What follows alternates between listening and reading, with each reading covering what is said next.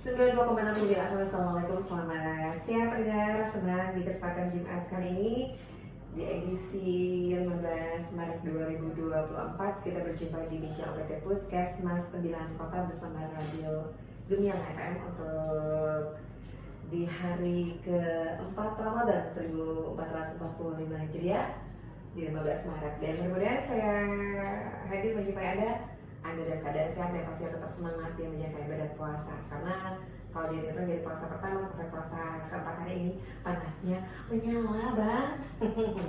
Baik, untuk hari ini kita sudah kehadiran narasumber pertama kali hadir dan kemudian untuk ke depan bisa jadi narasumber selanjutnya, Dr. Salwa Nabila Kolfa. Iya. Apa kabar dokter? Alhamdulillah baik kak, kakak apa kabar? Alhamdulillah baik. Assalamualaikum. Waalaikumsalam warahmatullahi wabarakatuh. Baik, sama dokter jauh. Oke, dokter nih puasa-puasa gini tetap tugas ya? Tetap kak, tetap tugas kita di Puskesmas 9 Kota.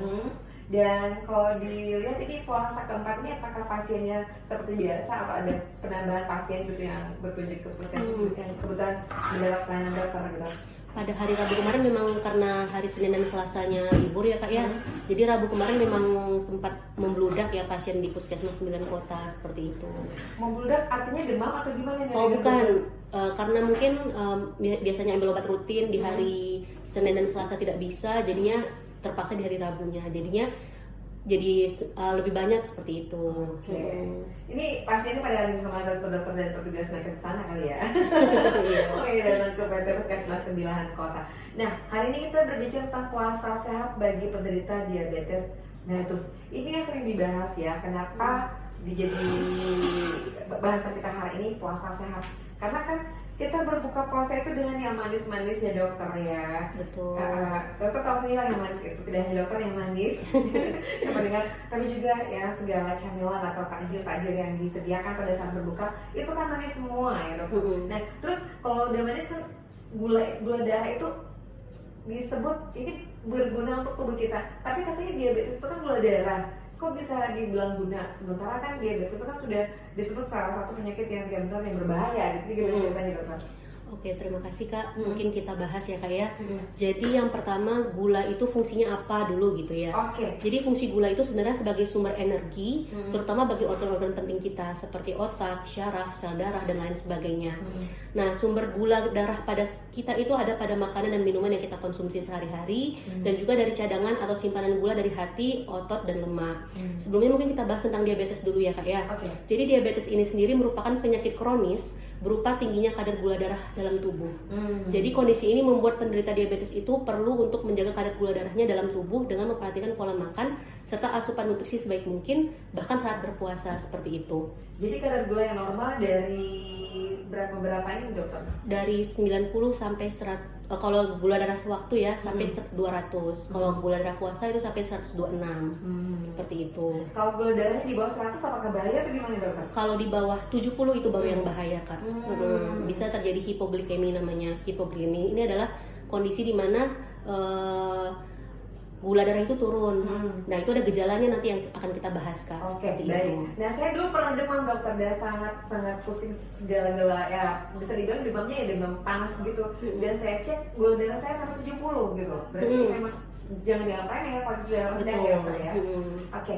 Nah tadi dokter bilang gula darah itu penting untuk tubuh kita. Saya sempat ada dengar atau bukan dengar sih, ada membuka artikel begitu, gula yang diabetes tadi atau gula itu kalau di darah ini jadi diabetes mellitus gitu ya. Kalau kelebihan. Ya. Nah, apakah nanti gula ini bisa juga menyerang otak itu jadinya jadi stroke gitu? Kalau kelebihan di gigi nanti bisa giginya mudah keropos begitu. Apakah ada seperti itu dokter, pernyataan seperti itu? Iya betul ya kak ya. Jadi gula yang tinggi itu sendiri itu dapat menyebabkan komplikasi selanjutnya. Dimana komplikasinya itu ada yang makrovaskular dan mikrovaskular. Kalau yang makrovaskular itu bisa ke otak, jantung dan organ-organ penting lainnya. Kalau mikrovaskular itu bisa ke mata, kemudian kesemutan neuropati, saraf seperti itu. Jadi jangan dianggap sepele ya dokter ya.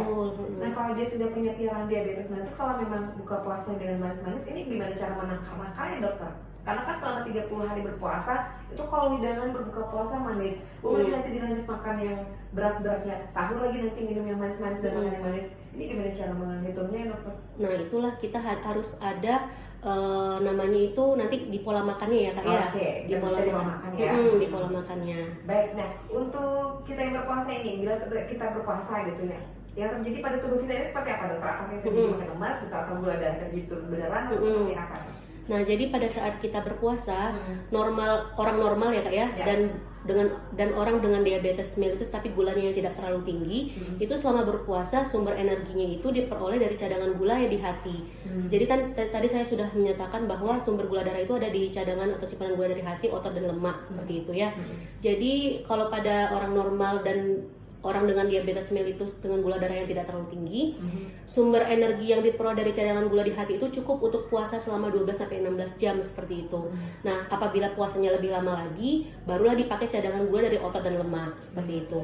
Ya, berarti dia masih tetap mampu bertahan ya walaupun dia sedang puasa, ketika tadi cadangan gula diambil dari hati masih aman ya dokter. Tapi kalau memang dia yang tidak lemas banget begitu, seperti tidak berdaya, kayak mati aja, ini gimana nih? Apakah memang gulanya yang bermasalah atau seperti apa? Atau kelebihan gula? Nah, jadi kalau misalnya orang dengan diabetes mellitus dengan gula yang lebih tinggi, biasanya di atas 250 mg per desiliter, itu sumber energi dari hati itu tidak cukup kak untuk sebagai kebutuhan sehari-hari gitu ya selama berpuasa. Jadi sehingga lebih cepat memakai cadangan energi dari otot dan lemak. Nah, akibatnya penggunaan energi dari lemak ini akan menghasilkan zat yang namanya keton. Di mana keton ini nanti jika jumlahnya itu besar, itu bisa menjadi racun bagi tubuh dan dapat meracuni otak seperti itu. Akhirnya jadi demam begitu. Bawaannya tidak jadi nanti ada namanya gitu. ada namanya ketoasidosis diabetikum ya. Itu tuh nanti bisa sampai koma kak. Kesadarannya jadi berkurang seperti itu. Jadi ceritanya kalau dia bertanya, jadi kan yang diabetes ini apa kalau berpuasa atau tidak? Nah, pertanyaan bagaimana kan dokter? Baik, jadi pada prinsipnya ya kak dan pendengar semuanya, penderita diabetes ini boleh menjalankan ibadah puasa asalkan kadar gulanya terkontrol dengan baik dan juga tidak memiliki komplikasi misal ke ginjal atau ke jantung. Nah, kemudian sebaiknya juga sebelum Ramadan itu dilakukan pemeriksaan berupa HbA1c Kak. Di mana pemeriksaan HbA1c ini merupakan pemeriksaan untuk melihat pengendalian metabolisme gula selama 3 bulan terakhir. Sebaiknya pemeriksaan HbA1c ini dilakukan 1-2 bulan sebelum Ramadan. Berarti di bulan Rajab atau di bulan Sya'ban gitu ya Kak ya. Nah, apabila hasil HbA1c-nya ini kurang dari 9%, maka penderita diabetes tersebut boleh berpuasa. Namun apabila nilai HbA1c-nya itu lebih dari 9%, dianjurkan untuk tidak berpuasa dikarenakan lebih banyak mudarat ketimbang manfaatnya Kak. Karena puasa itu tidak menjadikan tubuhnya sehat, malah membuat tubuhnya itu kondisinya betul. Gula darahnya bisa meningkat ataupun bisa menurun seperti itu. Oke, jadi untuk diperhatikan pola makan juga harus dikontrol betul ya dokter ya. Dan untuk yang dokter sebutkan tadi, apakah memang ada usia-usia tertentu atau ya untuk penderita diabetes semuanya mengalami hal seperti itu dan seperti itu dokter bilang tadi? Karena kan di usia lanjut usia maksudnya itu kan lebih rentan ya dokter ya? Iya betul. Ya, ini seperti yang disampaikan tadi, apakah semua penderita diabetes atau gimana dokter? Kalau sudah kekurangan yang zat gula di tubuh dia tadi, terus dia lemas dan sebagainya, atau gimana? Jadi untuk gula darah yang turun itu kan bisa terjadi pada setiap penderita diabetes, tidak memandang usia seperti itu. Nah, mungkin kita bahas tentang gejala-gejalanya kali ya kan ya. Gejala-gejala dari hipoglikemi atau gula darah yang rendah ini, yang pertama itu bisa lelah, kemudian pusing atau nyeri kepala, pucat, sulit berkonsentrasi, bibir itu terasa kesemutan, tangan bergemetar, berkeringat dingin, dada berdebar, dan perubahan kesadaran. Kemudian kalau misalnya tekanan gula darahnya yang tinggi, itu kita sebut sebagai hiperglikemi ya Kak ya. Itu seperti gejala itu seperti rasa haus yang hebat, lapar, sering buang air kecil, lemah, kemudian kebingungan, mual dan muntah, dan juga nyeri perut. Nah, apabila mungkin para penderita diabetes ini merasakan gejala-gejala yang sudah saya sebutkan tadi, itu sebaiknya melakukan pemeriksaan gula darah untuk melihat apakah gula darahnya memang turunkah atau memang naikkah seperti itu. Apabila gula darahnya di bawah 70 mg per desiliter, itu disarankan untuk membatalkan puasanya, Kak. Kemudian kalau misalnya meningkat di atas 300 mg per desiliter, itu disarankan juga untuk membatalkan puasanya seperti itu. Oke. Nah, untuk yang lebih awalnya dokter, yang bisa kita lihat di ini penderita diabetes gitu, bisa dari gejala yang dialami itu apa dokter yang lebih dominan? Lebih dominan untuk diabetesnya ya? Penderita diabetesnya. Jadi ada yang namanya 3P, Kak. Poliuri, polifagi, dan polidipsi. Poliuri berarti sering berkemih, kemudian polifagi itu sering merasa lapar, dan polidipsi sering berkemih, poliuri sering haus.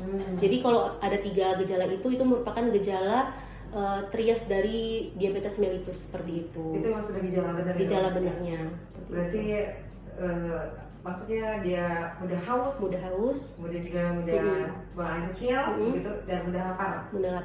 Oke. Nggak ada puyeng-puyeng atau pusing atau gimana dokter kalau mereka yang diabetes ini? Oh bisa, Kak, kalau misalnya tadi itu ya tekanan gula darahnya itu jadi turun, itu bisa menjadi puyeng, pusing seperti itu, nyeri kepala. Kalau tinggi lain lagi dokter. Kalau tinggi tadi lain lagi.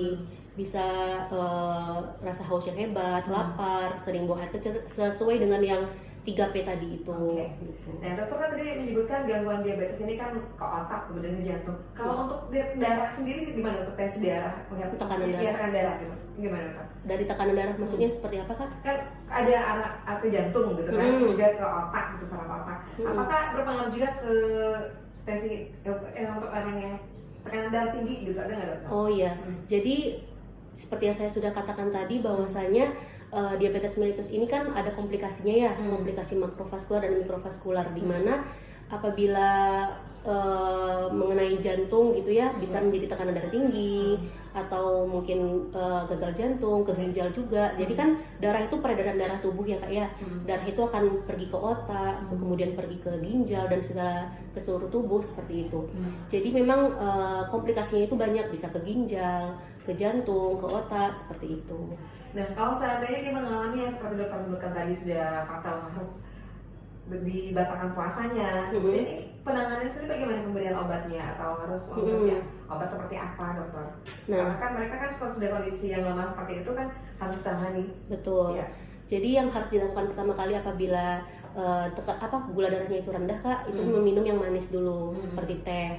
Kemudian untuk pengaturan obat sendiri di bulan Ramadan kan berarti kan kalau misalnya minum obatnya 3 kali sehari gitu ya, Kak ya. Siang kan tidak bisa tuh minum obatnya gitu ya. Jadi obat-obatannya itu tetap perlu diminum, tetap perlu diberikan kepada penderita diabetes. Namun obat-obatan itu kan diminumnya berbeda-beda. Ada yang 1 kali sehari, 2 kali sehari, 3 kali sehari, atau bahkan juga ada yang disuntik, yang namanya insulin itu kan disuntik ya, Kak ya. Jadi penyesuaiannya itu tergantung dengan frekuensi obatnya, Kak. Dimana kalau 1 kali sehari berarti diminumnya saat berbuka puasa. Kemudian 2 kali sehari itu pagi setelah sahur dan saat berbuka puasa. Nah, untuk yang 3 kali sehari tadi yang saya bilang kan berarti di siang hari itu di skip ya. Tidak bisa minum obat saat berpuasa, maka yang siang itu di skip. Maka nanti dosisnya itu nanti ditambahkan ke dosis saat berbuka puasa seperti itu. Untuk insulin yang disuntik sendiri itu dosisnya disesuaikan. Biasanya dikurangi dosisnya 25-50%. Jadi memang ada beberapa penyesuaian yang sifatnya individual sesuai kondisi masing-masing penderita atau pasiennya. Jadi tidak bisa disamakan satu pasien ke pasien yang lain seperti itu. Berarti memang pembawaan masing-masing ya dokter ya. Betul. Nah, kalau untuk diabetes ini, penderita diabetes ini apakah dia memang mengalami yang susah tidur gitu karena dia suka buang air kecil pada saat malam? Jadi ada juga ada juga gejalanya yang namanya nokturia ya, Kak ya. Nokturia ini adalah berkemih di saat malam hari. Biasanya jam 2-an gitu ya. Betul. Jadi memang pada penderita DM ini karena memang sering berkemih di malam hari sehingga membuat gangguan tidur ya, kebangun-bangun terus. Jadi memang adalah ke arah sulit tidurnya seperti itu. Apakah karena dia tidur malam tidak bisa nyenyak, berefeknya dia harus tidur pagi, bawaannya ngantuk aja bagaimana gitu dokter? Iya betul, tapi sebenarnya sebaiknya pagi itu tetap dilakukan aktivitas-aktivitas, misalnya kalau misalnya punya hobi berkebun atau dan lain-lainnya seperti itu ya, Kak ya, tetap harus dibawa aktivitas karena nanti kalau tidak ada aktivitas nanti keterusan gitu. Jadi jangan mager ya, harus ada geraknya ya kepada diabetes ini. Baik dokter, seru juga kita bicara. Kita lanjutkan lagi ya pendengar bersama Dokter Sawa. Pilih dulu karena nggak berasa nih setengah jam kita mau cek. Ada musim-musim. Kita dingin. Baik, ntar kita kembali lagi ya untuk mengupas yang selanjutnya. Pendengar, kalau Anda masih penasaran akan bahas tentang diabetes bagi penderita diabetes pada saat berpuasa ini, apa yang harus dilakukan, tetap di 92,3.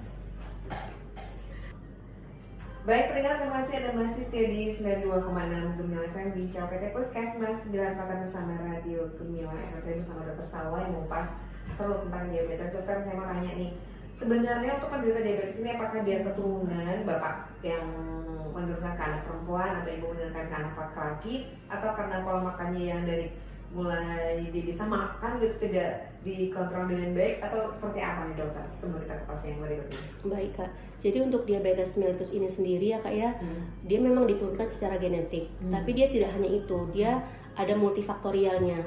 Dengan pola hidup yang tidak sehat, seperti sering mengkonsumsi yang manis-manis, itu juga bisa membuat dia menderita diabetes seperti itu.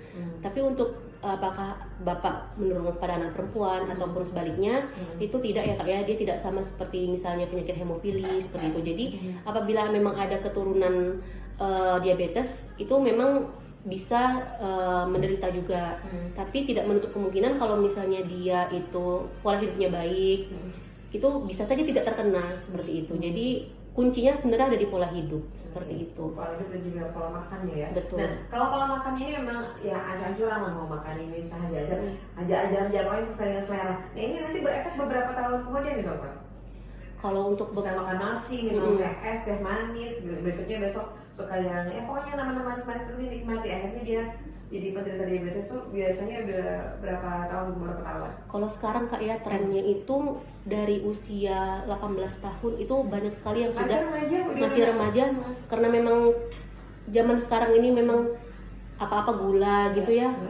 Tren zaman sekarang ini memang banyak yang terkena diabetes itu adalah remaja, usia 18 tahun seperti itu. Ya, karena mereka ini kan tren minuman awal sekarang kan ya begitu ya, banyak gula ya dokter ya. Dan juga di usia 20 tahun kemarin sempat bercerita dengan saya rekan di sini, dia sudah kena kolesterolnya udah mulai tinggi. Betul. Berarti memang pengaruh dari makanan tadi ya. Betul. Oke. Nah, untuk mereka yang remaja-remaja yang sekarang sudah mulai terserang, gimana caranya biar mereka bisa mengontrol makan mereka, akhirnya nanti pada saat di usia dewasa dia tidak jadi penderita diabetes, apa yang harus dilakukan? Oh, yang harus dilakukan pertama mungkin mengetahui bahwa diabetes mellitus adalah penyakit yang berbahaya ya Kak ya. Memang tidak menular, tapi dia itu silent killer disease gitu. Jadi penyakit yang membunuh diam-diam seperti itu. Jadi kita harus benar-benar tahu dulu bahwa penyakit ini adalah penyakit yang harus diperhatikan lebih lanjut seperti itu. Kemudian juga membatasi asupan gula itu tadi. Nggak hanya gula sebenarnya, seperti garam. Kalau garam larinya ke tekanan darah. Kemudian lemak-lemak berarti ke kolesterol gitu. Itu harus benar-benar dibatasi ya? Seperti itu.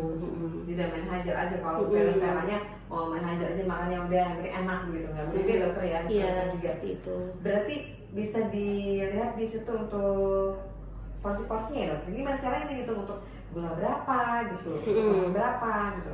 Jadi kalau misalnya yang sudah DM ya Kak ya, apalagi yang saat kita berpuasa seperti saat ini, pola makan yang baik bagi penderita DM saat berpuasa itu ada namanya piring makan model T Kak. Dimana piring kan bentuknya bulat ya Kak ya. Bulat, kita kasih huruf T sehingga dia membentuk setengah dan seperempat. Terbayang ya Kak ya, dan mungkin pendengar semuanya. Jadi ini tidak hanya untuk DM sebenarnya, untuk orang dengan berat badan yang berlebih juga dianjurkan untuk mengaplikasikan piring makan model T ini seperti itu. Jadi dia itu setengah yang pertama itu adalah dari piring itu terdiri dari sayur dan buah. Kemudian seperempat dan seperempatnya lagi, seperempat yang pertama itu terdiri dari protein, di mana protein itu harus seimbang antara hewani maupun nabati. Nah, kan yang kita takutkan protein hewani ini banyak lemaknya gitu ya. Jadi protein hewani yang tidak terlalu banyak lemaknya itu ada pada ikan, kemudian pada dada ayam, dan juga putih telur. Jadi kalau yang kuning telur itu dihindari, karena kuning telur itu banyak lemaknya seperti itu. Kemudian seperempat lagi itu baru terdiri dari karbohidrat. karbohidratnya karbohidrat apa, yaitu karbohidrat dengan indeks glikemik yang rendah. Nah, indeks glikemik yang rendah ini yaitu karbohidrat yang ketika kita makan itu tidak langsung secara cepat meningkatkan gula darah kita. Itu terdapat di mana sih, dokter? Nah, kita sebut karbohidrat dengan indeks glikemik yang rendah ini adalah karbohidrat kompleks, Kak, di mana itu terdapat pada beras merah, kemudian gandum yang utuh, ubi dan singkong seperti itu. Jadi sebaiknya memang mengganti karbohidrat dengan karbohidrat kompleks itu tadi, seperti itu. Oke. Nah, untuk yang sekarang sedang berpuasa, ini pola makan yang benar harus diatur seperti apa nih, dokter? Jumlah yang energinya, kalori yang masuk atau yang dikonsumsi pada saat berpuasa. Nah, untuk pada saat berpuasa sendiri itu sebenarnya kebutuhan kalori harian itu ada perhitungannya ya, Kak ya. Perhitungannya berdasarkan berat badan, kemudian pokoknya ada rumusnya lah seperti itu. Tapi rata-rata kalau untuk diabetes mellitus sendiri kebutuhan kalori harian itu dalam jumlah 1.200 sampai 2.000 kalori. Nah, ini didistribusikannya untuk sahur itu 30 sampai 40%, berbuka 40 sampai 50%, ditambah 1 sampai 2 cemilan sehat, yaitu 10 sampai 20%. Nah, untuk komposisinya itu sendiri tadi seperti tadi yang sudah saya bilang, menurut piring teh itu setengahnya itu yang mendominasi piring itu adalah sayur dan buah. Kemudian seperempatnya lagi protein dan seperempatnya lagi baru karbohidrat seperti itu. Oke. Jadi kalau buka puasa ya sekian persen begitu ya. Terus dia makan sudah tarawih dan nanti sahur penutupnya. Tapi kita ini kebanyakan, dokter, kalau udah buka puasa goreng dihajar, cendolnya lanjut, belum lagi yang boba-bobanya habis 1 gelas, udah ujung-ujungnya udah ngantuk. Nah, ini apakah memang gitu ciri khas kekenyangan atau memang tanda-tanda kamu kelebihan gula? Nah, gimana, dokter? Jadi itu tadi ya, Kak ya, kita melakukan preventif atau pencegahan seperti itu. Jadi kita harus tahu dulu nih penyakit DM ini sangat berbahaya seperti itu ya. Bukan menakut-nakuti, tapi ini untuk membunuh seperti itu. Jadi kalau kita berbuka puasa itu kita jangan hajar sekaligus langsung kayak gitu. Mungkin sesekali bolehlah kita memakan yang manis-manis kalau lagi memang kepengen seperti itu kan. Tapi jangan sering seperti itu. Tapi kadang-kadang kalau sudah puasa ini ada yang bilang tradisi kita ngomong gitu, buka puasa kita tetap makan kolak, minuman yang manis, harus makan nasi, belum lagi yang lain-lainnya. Itu baru pembuka ya, dokter ya. Ya, bisa dibilang itu sebelum sholat. Sebelum sholat, sebelum pergi tarawih, lanjut lagi. Nah, itu yang berbahaya, itu menanam gula di tubuh ya, dokter. Betul. Nah, jadi untuk sayuran yang bagus dikonsumsi pada saat puasa ini sayuran seperti apa ya, dokter? Sayuran hijau ya, Kak ya, seperti bayam, kemudian kangkung. Pokoknya sayuran-sayuran itu bagus semua, Kak. Tapi ada yang bilang kalau aku mungkin ngantuk, katanya apa benar nih, dokter? Wah, itu mungkin saya kurang tahu juga ya, Kak ya, mungkin karena ini bisa dibilang mitos ya. Mitos. Karena dari masa kecil-kecil udah dibilang ini kamu kali yang ngantuk tuh. Ya, dan kemudian untuk buah-buahan, kadang kan kita kalau puasa ini takutnya nanti manja jadi kumat kalau makan buah-buahan yang mengandung vitamin C yang berlebih. Ini buah-buahan apa yang bagus dikonsumsi, dokter? Buah-buahannya seperti misalnya alpukat. Alpukat itu juga sebenarnya kalau tidak ditambah susu kaleng itu ya, Kak ya, alpukatnya itu sendiri itu bagus untuk menurunkan tekanan darah sebenarnya. Tapi dengan catatan tidak ditambah gula, susu seperti itu yang murni seperti itu. Kemudian mungkin seperti kalau jeruk banyak ya vitamin C-nya ya, mungkin bisa malah penyakit baru lagi yang timbul, bisa perih ulu hati. Karena sehari kita nggak makan, tapi kalau buka puasa makannya mengandung vitamin asam atau yang mengandung asam lebih, itu bisa bikin jadi perih. Nah, terus dokter, kalau untuk nasi, ukuran nasi yang bagus dikonsumsi pada saat buka puasa ini apa? Apakah memang kita hindari untuk makan yang berat sesudah sholat tarawih atau gimana? Karena kan ada juga tradisi buka puasa masih harus makan nasi gitu. Kalau makan nasi dia nanti goyang gitu pada saat sholat. Apakah begitu, dokter? Iya, jadi kalau nasi ini meskipun tetap harus kita konsumsi gitu, Kak. Nasi itu memang penting gitu ya. Nasi yang bagaimana gitu ya. Nasi yang baik itu tadi itu yang indeks glikemiknya rendah. Kalau tidak bisa dengan nasi merah, mungkin bisa nasi putih tapi jangan hangat. Jadi nasi putih yang hangat dengan yang dingin itu indeks glikemik yang dingin itu jauh lebih rendah daripada yang hangat. Gitu. Seperti itu. Tapi kalau dingin ini maksudnya apa? Kalau sudah terbiar untuk setengah malam, misalnya dinginnya dia dibiarkan beberapa jam, atau dingin karena sudah tidak baru lagi nasinya gimana? Iya, pokoknya dia dingin aja gitu, Kak. Tak terpaut waktu seperti itu. Tapi jangan makan nasi panas. Panas ya, makanya jangan kalau panas. makan nasi panas kan bawah selera makannya naik ya, dokter ya, seru gitu ya. Oke, ternyata gulanya yang membuat kita jadi berusaha makan. Nah, untuk tips pada saat puasa bagi penderita diabetes seperti kita yang sehat ini apa yang harus dilakukan, dokter? Oke, yang pertama tips puasa sehat ya bagi Yang penyandang diperhatikan. diabetes mellitus. Kita mulai dari sebelum Ramadannya dulu Kak. Boleh. Seperti yang tadi itu sebaiknya melakukan pemeriksaan kesehatan yang HbA1c itu. Kalau misalnya di atas 9 berarti tidak dianjurkan untuk berpuasa seperti itu. Kemudian yang kedua, melakukan pemeriksaan gula darah apabila mengalami gejala hipoglikemi maupun hiperglikemi. Seperti yang sudah saya sampaikan tadi, bahwasanya hipoglikemi itu contoh gejalanya seperti lelah, pusing, nyeri kepala, pucat, sulit berkonsentrasi, bibir terasa kesemutan, kemudian tangan bergemetar, berkeringat dingin, dada berdebar, perubahan kesadaran. Nah, itu sebaiknya dicek gula darahnya.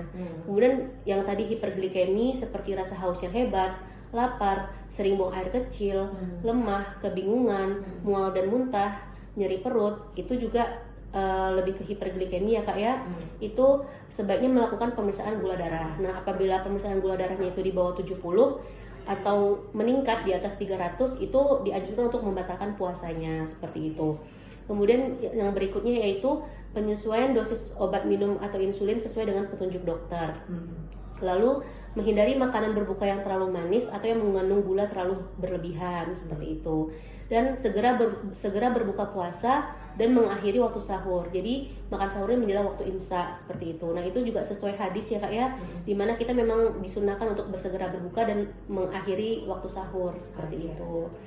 Kemudian tadi mengkonsumsi makan malam dan sahur itu dengan prinsip model T, yang tadi seperti piring terus ada T-nya setengahnya untuk sayur dan buah, seperempat untuk protein hewani maupun nabati, dan seperempatnya lagi untuk karbohidrat kompleks seperti itu. Dan juga menghindari aktivitas fisik yang berlebihan. Jadi aktivitas ya? Betul. Jadi aktivitas fisik ini sebenarnya sangat penting Kak pada pasien diabetes karena dapat meningkatkan respon tubuh terhadap insulin, di mana insulin ini sendiri adalah hormon untuk menurunkan gula darah seperti itu. Jadi aktivitas fisik ini merupakan salah satu terapi juga bagi pasien diabetes. Nah, concernnya pada puasa, karena pada puasa itu tidak ada asupan makan dan minum, maka risiko hipoglikemi tadi dan juga dehidrasi itu sangat meningkat ya Kak ya. Sehingga kalau kita dehidrasi nanti resikonya malah jadi hipotensi atau tekanan darahnya bisa drop seperti itu. Nah, itulah hal-hal yang sekiranya penting terkait pertimbangan untuk aktivitas fisik. Dimana aktivitas fisik ini sendiri kalau untuk saat berpuasa Ramadan seperti ini disarankan untuk dilakukan setelah berbuka puasa atau sore hari menjelang berbuka. Namun sebaiknya diperiksa dulu juga kadar gula darahnya. Sama seperti tadi, apabila gula darahnya kurang dari 70 disarankan untuk tidak berolahraga. Apabila di atas 300 juga disarankan untuk tidak berolahraga seperti itu. Kemudian menghindari minum teh dan kopi. Nah, sebenarnya teh dan kopi ini bersifat diuretik ya Kak ya. Jadi diuretik itu adalah yang merangsang untuk berkemih. Kenapa kok dihindari minum teh dan kopi ini? Karena untuk mencegah dehidrasi seperti itu. Dan tips berikutnya yaitu selalu berkonsultasi dengan dokter selama menjalani ibadah puasa seperti itu. Oke, jadi kalau untuk penderita diabetes yang udah haus gitu, itu air yang diminum adalah air putih hangat atau teh hambar atau gimana dokter? Sebaiknya jangan teh, karena teh itu yang diuretik itu tadi Kak. Jadi air putih biasa juga nggak apa-apa, yang hangat juga boleh seperti itu. Oke, luar biasa. Nah, untuk Anda pendengar, untuk penderita diabetes, mudah-mudahan apa yang disampaikan dokter bermanfaat ya. Jadi udah jelas sekali. Yang penting dikontrol makannya dokter ya, jangan aja saja pada saat bulan puasa ini. Memang godaan takjil di mana-mana itu sangat membuat mata yang lapar ini, perut yang lapar ini tergoda untuk membeli semuanya dan dikonsumsi semuanya, akhirnya nanti Anda ujung-ujungnya ngantuk gitu karena nggak ada gula yang berlebih pada saat buka puasa. Baik dokter, pesan terakhir untuk mereka yang sedang berpuasa. Oke, baik. Jadi puasa bagi penderita diabetes ini saya kira bukan merupakan hal yang mustahil untuk dilakukan ya Kak ya, asalkan ada persiapan dan pengelolaan yang baik dan berkonsultasi kepada dokter. Di antaranya yang penting adalah yang pertama pengaturan pola makan, kemudian pengaturan obat yang dikonsumsi, dan monitoring gula darah selama berpuasa. Satu hal lagi yang penting menurut saya adalah tidak memaksakan diri.